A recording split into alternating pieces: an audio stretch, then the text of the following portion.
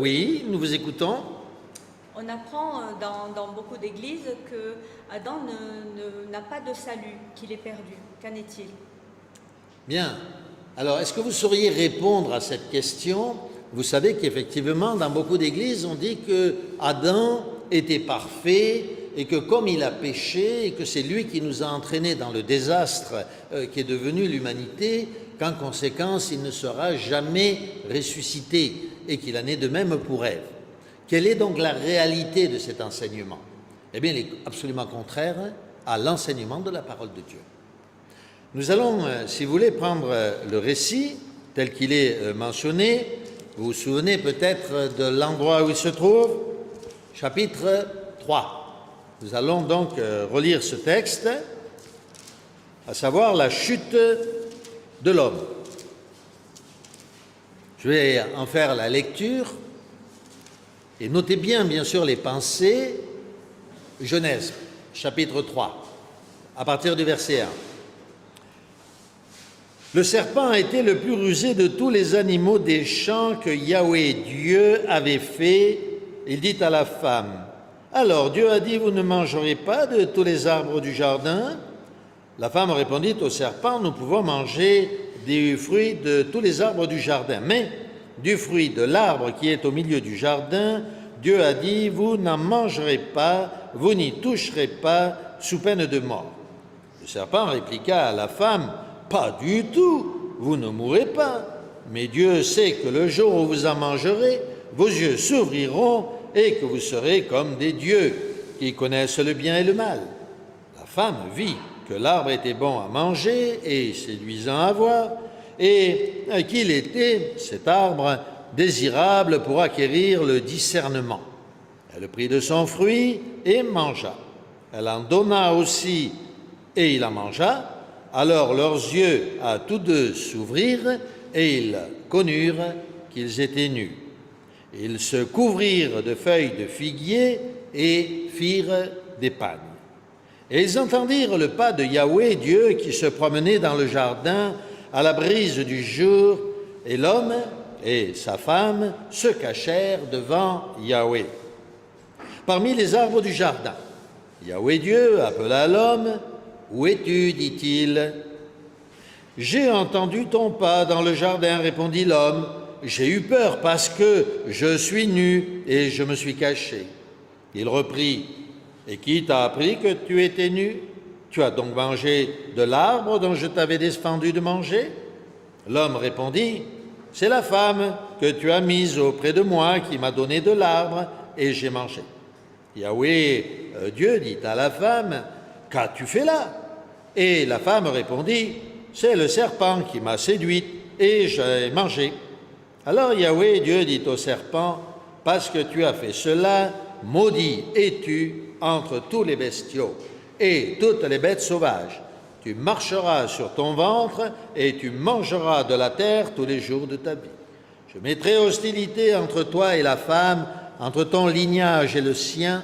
Il t'atteindra à la tête et tu l'atteindras au talon. » Et à la femme, il dit, « Je multiplierai les peines de tes grossesses. Dans la peine, tu enfanteras des fils. Ta convoitise te poussera vers ton mari, et lui dominera sur toi. » Et à l'homme, il dit, « Parce que tu as écouté la voix de ta femme et que tu as mangé de l'arbre dont je t'avais interdit de manger, maudit soit le sol à cause de toi. À force de peine, tu en tireras subsistance tous les jours de ta vie. Il produira pour toi des épines et des chardons, et tu mangeras de l'herbe des champs. À la sueur de ton visage, tu mangeras ton pain, jusqu'à ce que tu retournes au sol d'où tu fus tiré. Parce que tu es glaise, tu retourneras à la glaise. » L'homme et la femme se rendent compte qu'ils ont péché, leurs yeux s'ouvrent. Ils vont se cacher, pris de remords, et en même temps comprenant la différence entre le bien et le mal. Et vous avez noté qu'ils se couvrent de feuilles de vigne. Regardez bien dans vos Bibles. Ils se couvrent de feuilles de vigne. Ah, voilà. non pas de feuilles de vigne, non, non, de feuilles de figuier. Alors ici, au Burkina, je crois que vous n'avez pas de figuier, n'est-ce pas? Est-ce que quelqu'un connaît la particularité des feuilles de figuier? C'est qu'elles sont urticantes. Les feuilles de figuier, si vous rentrez dans un figuier torse nu, vous allez ressortir couvert de marques rouges et de pseudo-cicatrices, parce que ce sont des feuilles urticantes. Et Adam et Ève ne se sont pas couverts de feuilles de vigne, non, non, non, qui auraient été très douces pour eux, de feuilles de figuier. Pourquoi? Parce que c'était une façon de dire, de s'auto-flageller, si vous voulez. Comme on dit, on se donne des gifles, n'est-ce pas? C'était une marque de repentir. Alors, est-ce que Dieu a accepté ce repentir? Le récit est très clair. Pourquoi Dieu interroge-t-il l'homme? Dieu savait tout, n'est-ce pas? Il savait qui avait péché, comment les choses s'étaient déroulées. Pourtant, il interroge l'homme et il lui dit « Qu'as-tu fait ?» Vous avez noté la réaction de l'homme? « Ce n'est pas moi, c'est ma femme. » Adam dit « Non, non, ce n'est pas moi, c'est la femme que tu m'as donnée. » Et Dieu accepte. Alors il se tourne vers la femme et lui dit « Qu'as-tu fait ?» Et la femme dit « Ce n'est pas moi, c'est le serpent. » Et Dieu se tourne donc vers le serpent. « Qu'as-tu fait ?» Et là, il le maudit. Vous avez noté dans la lecture, il ne maudit pas Adam. Il ne maudit pas Ève. Il fait en sorte d'ailleurs que la faute de l'un glisse sur l'autre et qu'elle retombe sur le serpent. Et lui, le serpent, est maudit. Maudit, ça veut dire la destruction. Ça veut dire l'enfer assuré. Dans l'Écriture sainte, il y a très peu de personnes qui sont maudites. Si je vous posais la question, qui dans l'Écriture est maudit? Vous me répondriez assurément Caïn, Judas, les pharisiens en tant que groupe, et c'est tout.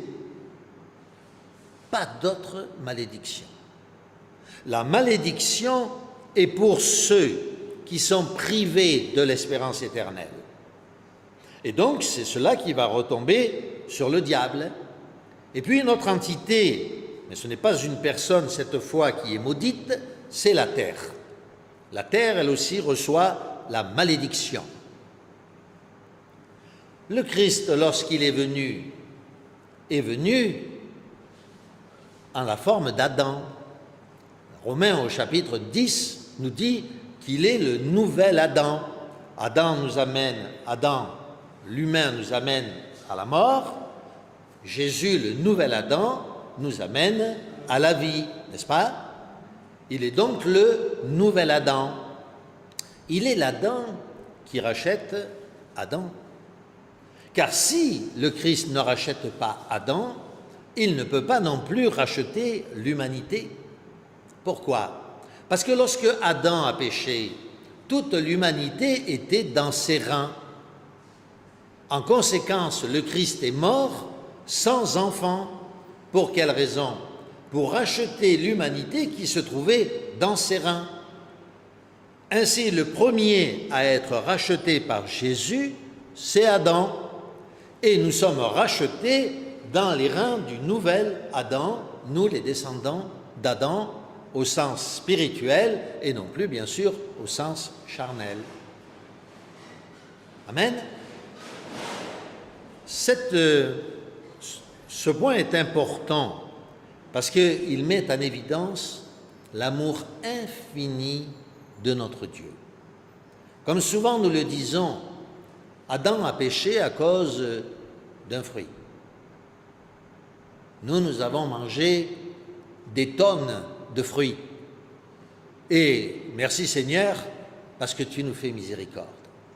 Alors certains nous disent, oui, mais Adam était parfait. Parfait ne veut pas dire que nous ne pouvons pas tomber. La perfection est quelque chose de relatif. Par exemple, la chemise que je porte et la chemise que porte le pasteur Guy est parfaite pour le culte. Mais assurément, on n'utiliserait pas cette chemise pour aller faire du bricolage. Un jean est parfait pour faire du bricolage, mais nous ne l'utiliserions pas pour venir au culte. La perfection est quelque chose de relatif. Adam était parfait, oui, mais c'était un enfant. En tout cas, nous savons que c'était un adulte, puisque ensuite il eut une femme, n'est-ce pas? Donc nous savons que c'était un adulte, qu'il avait un corps d'adulte, mais il avait un cœur d'enfant. Il avait encore un cœur d'enfant, un esprit d'enfant. Il ne connaissait rien de la vie. C'est lui qui commença à donner les noms aux animaux. Il avait tout à apprendre de la vie. Et donc le diable ne l'a pas trompé à lui, vous le savez, il ne fut pas trompé, mais Ève, elle, fut trompée. Elle était bien sûr dans la même condition qu'Adam. Si Adam a suivi de manger du fruit, le récit biblique nous le fait comprendre, ce n'est pas parce qu'il a été trompé, non, non. C'est parce qu'il voit sa femme qui va être perdue, et dans son amour fou pour cette femme, il décide de la suivre dans la mort. Voilà la réalité. Ce qu'il ignorait, c'est qu'il aurait pu la sauver. Parce que la loi biblique, vous le savez, parce qu'elle fut écrite après, bien entendu, ces événements, nous dit que si une femme en Israël péchait ou disait une parole qui n'était pas la bonne, le mari pouvait la récupérer rapidement. Il pouvait dire le contraire de ce qu'avait dit sa femme. Et du coup, la femme n'était plus liée par sa promesse. Par contre, s'il se taisait, du coup, il devenait acteur de la promesse de sa femme. Cette loi a été écrite, en effet, encore une fois, pour le salut des femmes dans le monde. L'amour et la miséricorde de Dieu est infini, n'est-ce pas? Est-ce que j'ai répondu à votre question? Oui, parfaitement.